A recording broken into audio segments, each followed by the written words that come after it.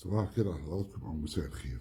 الحقيقه ان انا استنيت شويه ما اتكلمش عن ماتش مصر وموزمبيق، يمكن الدنيا تهدى والاقي اسباب غير اللي الناس كلها اتكلمت فيها وانا اتكلمت فيها، عن اخطاء ارتكبها اللعيبه، عن اخطاء ارتكبها فيتوريا في الاختيار والتشكيل، عن تحليل كتير الناس اتكلمت فيه كله. لكن انا وصلت لانه السبب الاهم في اللي حصل في مباراه موزمبيق ان احنا نفخناهم، طبطبنا عليهم، دلعناهم، اديناهم حاجات كتير جدا، عاشوا يعني كل شيء متاح.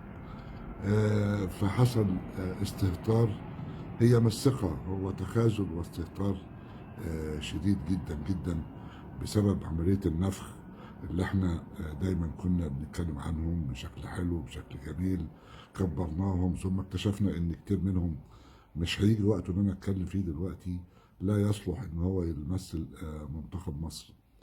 لكن مطلوب ان انا اسكت وان انا اصبر وان انا نستنى، واننا نعود ان احنا ندعم، لانه مفيش طريق اخر ان احنا يعني من نص الطريق ممكن نخرج منه ونترك السباق ونحن كنا المرشحون ليه، وان شاء الله يا رب نكون مرشحين.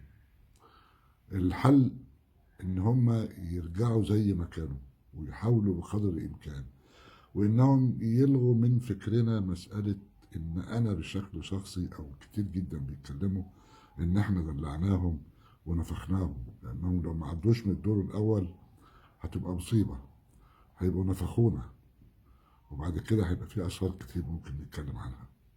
ننتظر. شكرا لحضراتكم.